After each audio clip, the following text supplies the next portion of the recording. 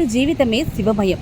గత 25 ఏళ్లుగా వానైనా వరదైనా తుఫానులొచ్చినా సముద్ర తీరంలో సైకత శివలింగాన్ని ప్రతిష్ఠించి పూజలు చేస్తూ ఉంటాడు. రామతీర్థం బీచ్లో అడుగుపెట్టిన ఎవరికైనా మొదట కనిపించేది ఈ సైకత శివలింగమే.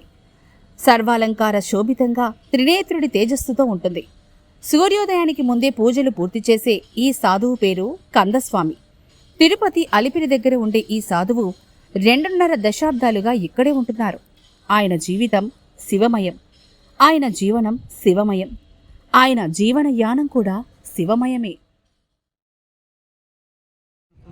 మీ దేవురు? నా తిరుపతి అలిపిరి. తిరుపతి అలిపిరి. అక్కడి నుంచి వచ్చి ఇక్కడ అక్కడి నుంచి వచ్చి ఇక్కడ రాములు వారు విసుగుతో చేసి శివ పూజ చేసినాడు కాబట్టి ఆ విధంతో నేను కూడా ఆ విధంతో చేస్తే ముక్తికి మార్గం ఏర్పడుతుందని ప్రతిరోజు ఎండైనా కానీ వానైనా కానీ ఏ విధంగానైనా కానీ ప్రతిరోజు ఒక శివలింగం చేసుకుంటూ కాలం గడుపుతున్నాను. మీరు ఎన్ని సంవత్సరాల నుంచి ఉన్నారు ఇక్కడ? 7 సంవత్సరాలుగా. మీ పేరు? నా పేరు కందస్వామి.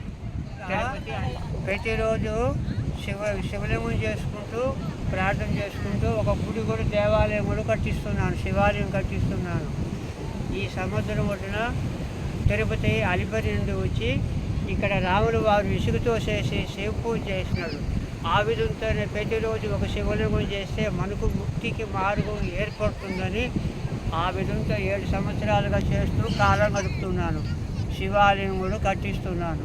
వచ్చే భక్తులు విరాళాలు వాళ్ళు శక్తి కొద్దిగా విరాళాలు ఇస్తున్నారు. ఎవరైనా విరాళాలు ఇచ్చేసుకుంటే ఆ శివాలయం కట్టించి తొందరలోనే పూర్తి చేయాలి.